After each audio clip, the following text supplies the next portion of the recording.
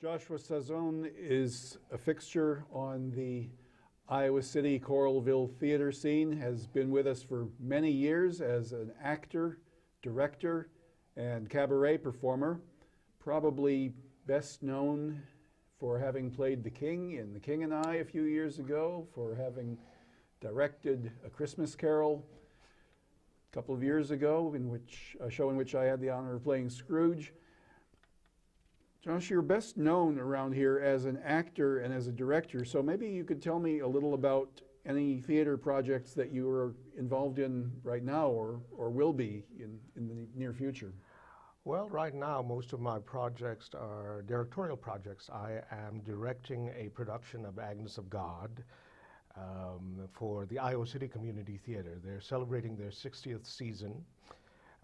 It's a last-minute substitute for another musical that for one reason or another, they had to replace with this one. So that's coming up around the end of April.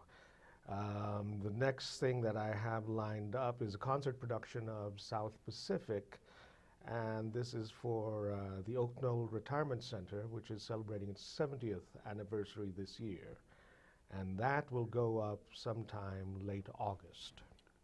Now, Agnes of God, I'm familiar with as a novel. Maybe you could tell our audience a little about what the show is and what it's going to look like? Sure. Agnes of God, I don't remember it as a novel. My first encounter of it was as a play, which came out probably in the early 80s, so that was a couple of years back.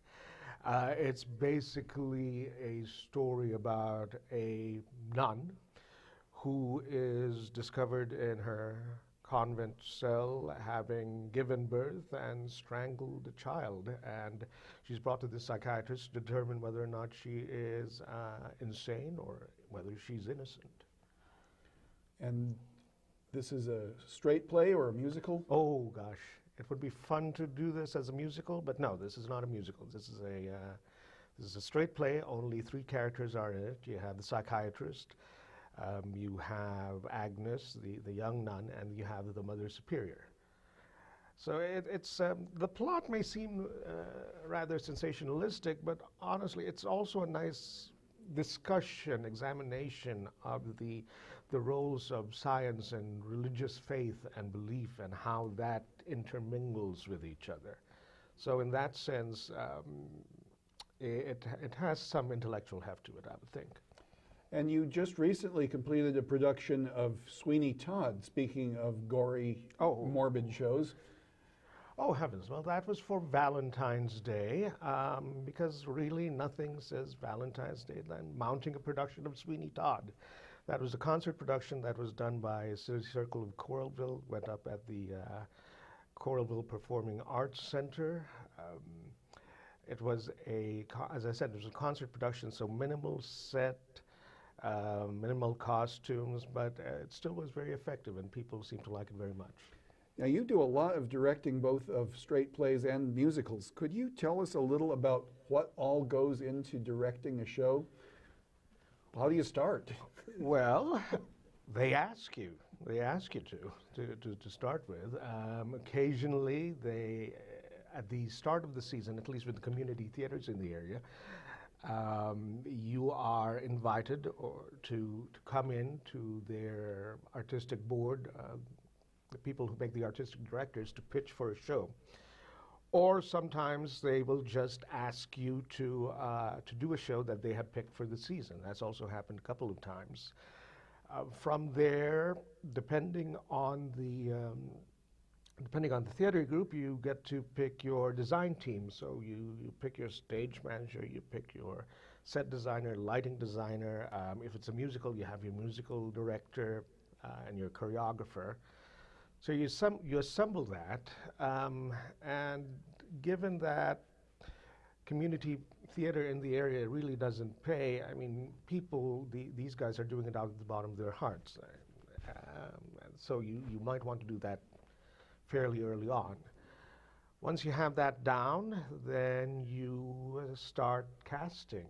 You hold auditions, see who comes down the pike, and hopefully there are enough talented men and women out there who would like to exercise their exhibitionist tendencies and who are actually not half bad, someone you'd like to see on stage, and so you cast them. And then you have the rehearsal period, and then boom.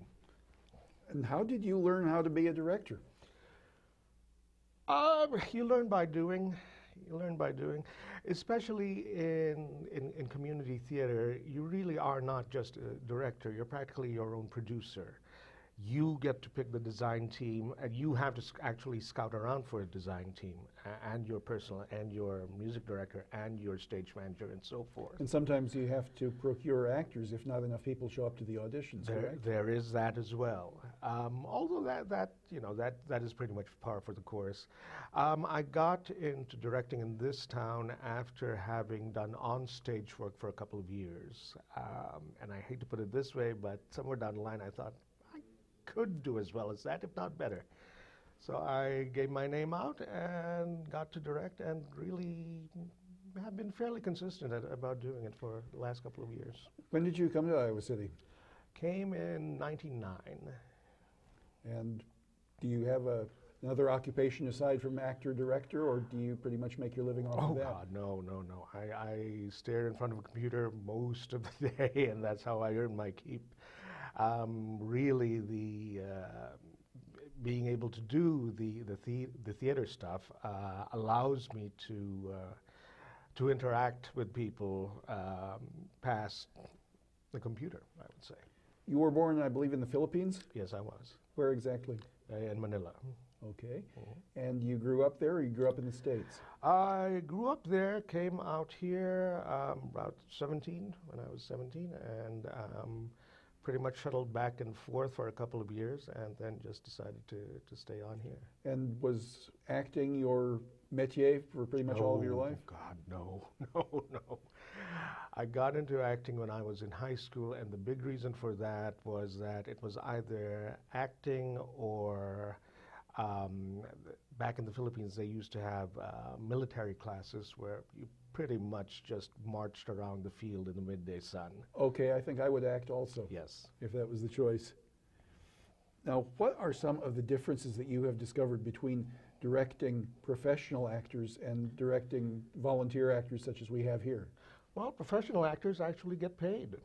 I wouldn't say that they are necessarily more talented, though chances are they will have had some more training than what I call enthusiastic amateurs. Doesn't necessarily mean that they're better, but they are better trained. They have a little bit more experience. Because they are paid, the theater is a bit more of a priority for them. One thing to remember when you are rehearsing or trying to put on a rehearsal schedule for a production, you have to pretty much adjust to every actor's circumstance, really. But if you are getting paid to act, your tendency is to be a little bit more flexible in how you schedule yourself. And of course, discipline is always so important when you're directing a show, whether you're working with professionals or amateurs. Do professionals tend to be a little more disciplined, or would I be surprised to find otherwise? I could tell you stories, but money is a very good way of instilling discipline, I think. Not to say that that other people, that people who don't get paid, aren't disciplined. In fact, in some ways, they would be even more disciplined because they have to fit this in with family, with work, with life in general.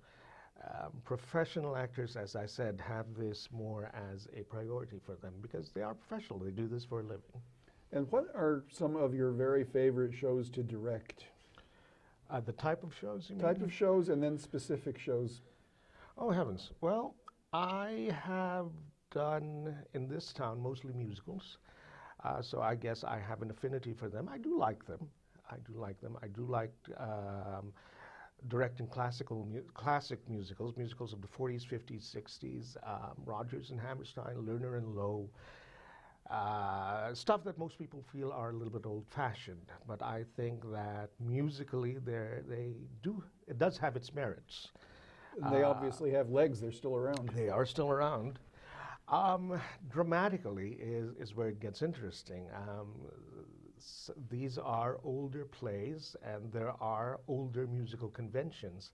And the challenge for me in mounting these kinds of musicals is how do you keep them interested in the material? Can you actually stand 15 minutes of inept ballet dancing in the middle of the show? And most people can't. God bless them. And I can't. I'll readily admit that. Good dancing is wonderful. And I imagine it's hard to find good dancers above all when you're doing community theater, is that right? We are very blessed in the area of having very good actors and very good singers.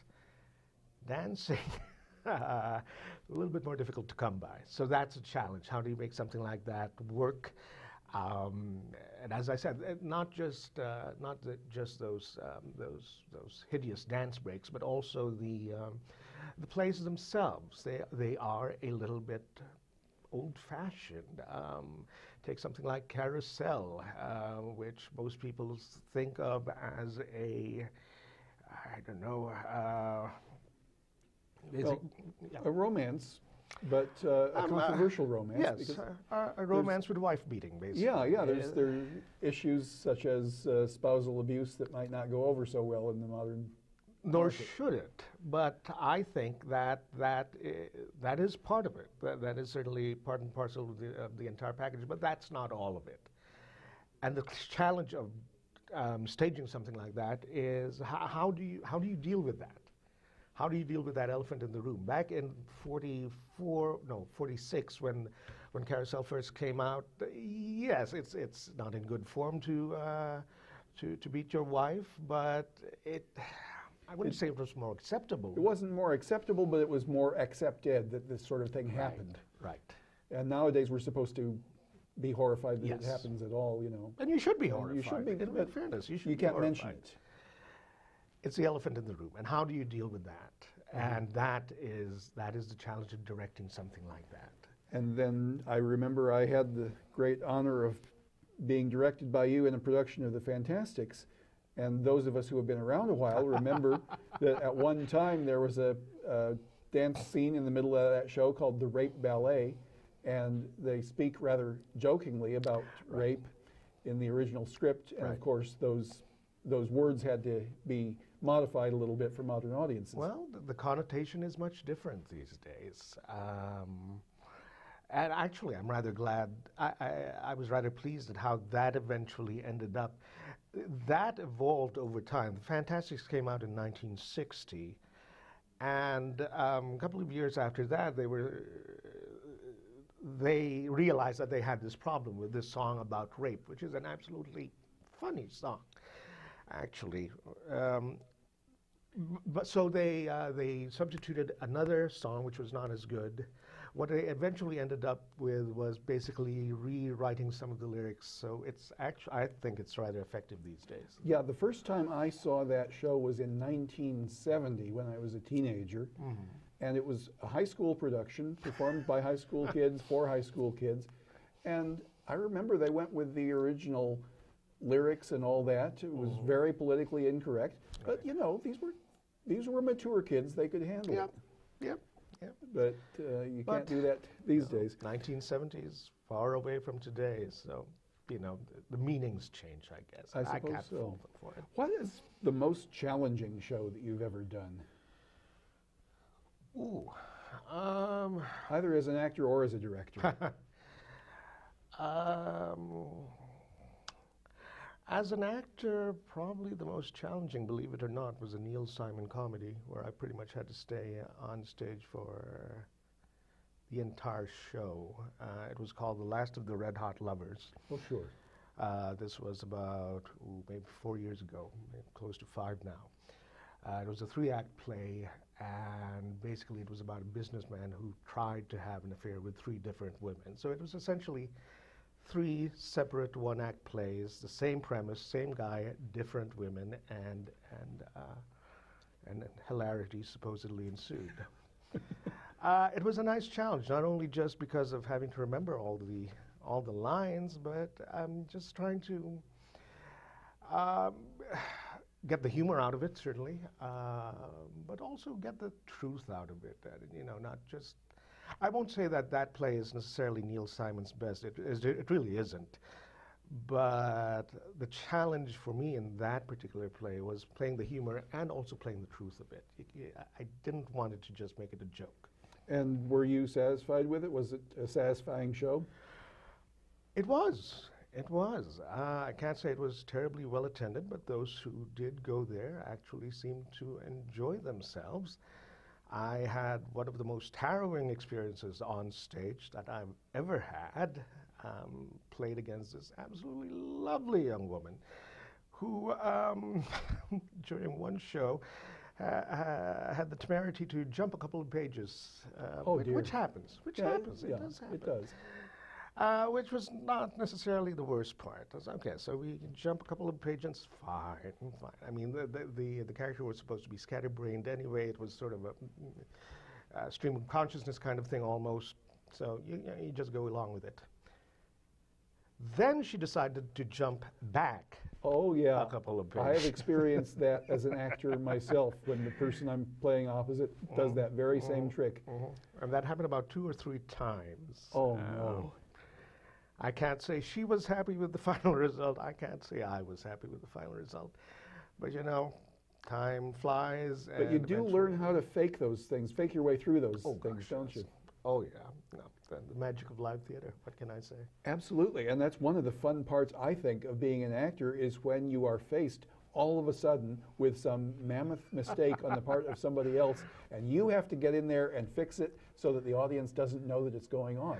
And it's just tremendously satisfying, isn't it, when you can do that? Well, but you know what? Sometimes it's incredibly satisfying to the audience when they know that something's going wrong, and how the heck do you fix it? I remember a production of Annie that I was in. I was cast as Daddy Warbucks. There were 2 young women, I 2 see you girls. part your hair the same way he does. Yes, I like to think so. I had the director cast these 2 adorable kids as Annie. And one Saturday matinee, one Annie 1, let's call her Annie 1, was going on, and she was feeling unwell. So in the middle of the scene, just as she was about to come out on stage with another actor, she decides not to do it. She just decides to walk away. Oh, no. The other actor has to go in. So he does. He goes in. He is the policeman who catches Annie and is returning to the orphanage. And then he realizes that Annie 1 is not with him, so he makes up this song and dance about, well, she's escaped our clutches, but my partner is out there running after her. I'll go out and check to make sure that he's caught her. Oh, brilliant. Okay, so silence. In the meantime, Annie 1 is really unwell and really is in no position to go in. So the director happened to be there and says, faces the orphan girls and says, okay, who among you wants to be Annie? One brave person says, I will. So she comes in and does the rest of the scene. That's Annie 2. Uh-huh. In the meantime, they were trying to get the other Annie, who they eventually got. But this was after they had to stop the show because of some technical difficulties. I think the orchestra had to play the entr'acte twice. But eventually they got Annie 3, and Annie 3 made it to the theater. And for the rest of the performance, Annie 3 played Annie. But that was the only performance I know where there were 3 different actresses playing Annie in the first act. Oh, my Lord. Was that the most challenging show that you've ever directed, or have you... No. I did not direct that. Oh, that's right. You were Daddy Warbucks. Yeah, I try not to direct shows with children in it. A wise choice, I would say. But what is the most challenging show you've ever directed? Most challenging show I've ever directed?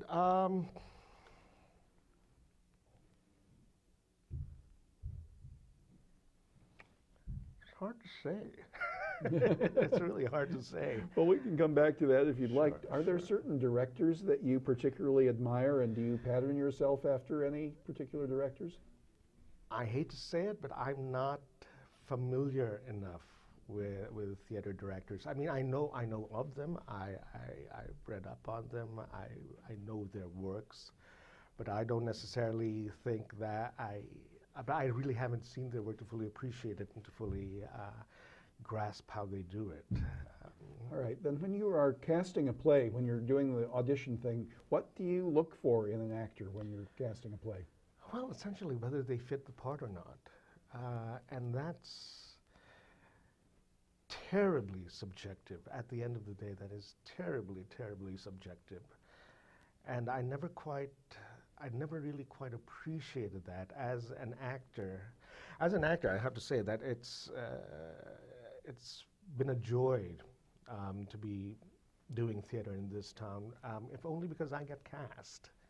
I'm not necessarily, I mean, hairstyle aside, I'm not necessarily the first person anyone would think of as Daddy Warbucks. Or, let's say, as a Scandinavian lawyer, which I did in A Little Night Music a couple of years back, or as a Brooklyn-bred adulterer, would-be adulterer, which I had also done. So that's nice. But I've seen you carry these parts off pretty well. How can you tell if an actor has it? If somebody comes into an audition, how do you notice talent when you see it? Well, until they open their mouth, well, no, I shouldn't say that. I hate to put it this way, but sometimes the first thing you can't help but just see the actor, whether is the actor physically right for the part. Sometimes they are, sometimes they're not. Then do they do a good audition? And even then, I know some very good performers who do very good auditions who may not necessarily pan out. Counterwise, I've seen people give not very good auditions, but who I know are very good actors once they're in there. Yeah, that's frequently my problem. So it's a terrible crapshoot. But the one thing you have to remember for any aspiring actor is the director wants you to be the actor that he or she is looking for. I cannot imagine any director who will just see an actor come in and say, no, I can't use it. I can think of one, but anyway. Oh, okay. Well, I can't. I'm just talking about myself in this case. Let's talk also about your cabaret act. You used to rather frequently have a cabaret act here in Coralville, actually. Are you still doing that? Are you still looking for venues to have your cabaret act? Well, I'm still looking for venues. Well, not actively. I've been relatively active doing the theater stuff lately, but it would be nice to get back into it. And tell us a little about what your cabaret act consists of. Well, honestly, it didn't start as a cabaret act, and I don't know if I'd necessarily even call it a cabaret act. I started because I was there used to be a piano bar in town that moved around a little bit before it disappeared entirely. And it was something that I'd never done before. I'd never tried doing that. So if nothing else, it was a nice challenge to set myself up to do. And you play the piano and you sing reasonably well. Did you take piano lessons as a child? Did you pursue it all through adulthood? Oh gosh, no. I took piano lessons when I was 5, and it was on and off for maybe another about 5 years. But I still don't read music very well. I play mostly by ear. The singing, well, I don't know where that came from. Too many nights in the karaoke bar, I guess. But what do you generally like to sing? Yeah, I guess I do. I mean, what type of music do you like to perform best? I usually do standards. So we're talking about Gershwin, Cole Porter, Harold Arlen, Johnny Mercer, those kinds of things. So it's very much the sort of music you would expect to hear when somebody says cabaret act. Not necessarily. I think, well, I guess stereotypically that's what you would think, glitzy cabaret. But Well, you're pretty low key in your act, though. I'm pretty low key in real life, I'd like to think. Well, that's what I mean. If I think of myself really as someone who just sort of gets behind a keyboard, starts playing, and hopefully I have some good vocalists who can come in. I've worked with some marvelous people in town. Kate Thompson has done has done theater and also been with quite a few bands. And I've accompanied you. Indeed so. On occasion, once or twice. No, I hope I didn't cause too much embarrassment. Oh, not at all. Not at all. I didn't have to push you to get up there, but and I appreciate that. And that's the other thing that I do like about doing what I do, which is being able to accompany a different group of people. It's a different skill set and not one that gets practiced very often, but I'm glad to have had that opportunity. And if somebody wants to get involved in theater on an amateur basis in this town, what do you have to do? Just look for auditions? Yes, or even just contact the organizations in town. There are three big ones. You have the Iowa City Community Theater. It's been in town for about 60 years now. You have City Circle Acting Company of Coralville. They've been around close to 20 years. And you have Dreamwell Theater, probably 15 years or thereabouts. They are always looking for volunteers. They all have their websites, and if you go there, you can actually check whether there's something coming up. If nothing's coming up, you can always just shoot them an email and say, hey, I'm interested in volunteering, what can I do? And supposing you have this desire to act, you've always wanted to act, but you're just afraid of embarrassing yourself. A lot of people have that sort of stage fright, I guess you would call it. How do you overcome that? You just have to go there and do it. You just have to go there and do it. I still get that from time to time. Right now, I'm quaking in my boots. Yeah, well, I think that if you're performing in any kind of performance, if you don't have a few butterflies, you're just not going to give your best. There is some truth in that. I don't know if I agree with that completely. I guess the trick is not to let the butterflies overcome you completely. Right. But it's like professional boxers. I was in the boxing world for a long time. Sure. They always used to tell me, yeah, I'm scared every time I go into the ring. If you're not scared, you're going to get the hell beaten out of you. And the same with doing live theater or any kind of performing, really. I guess the one thing, with the possible exception of stand-up comedy that I can think of, is no one ever really wants you to fail. They are all rooting for you, especially in Iowa. They're not a vicious audience. It's true, though. Stand-up is an entirely different animal. It's probably the most difficult thing I've ever tried to do. Yeah, we're not even going there. Yeah. So you've never had any ambition to do that? No, stand-up? God, no. No. But you are going to be doing Agnes of God, directing Agnes of God, and that is coming up when now? April 22. It runs for 2 weekends, Friday, Saturday evening, Sunday matinee, iowacity.communitytheater.com. That's theater with an R-E because they are pretentious. Okay, absolutely. And with that, I think that's a perfect note on which to end the show. So everybody out there, go and see Agnes of God in April. Thank you very much, Josh Sazon, and thank you all. Thank you, Joseph.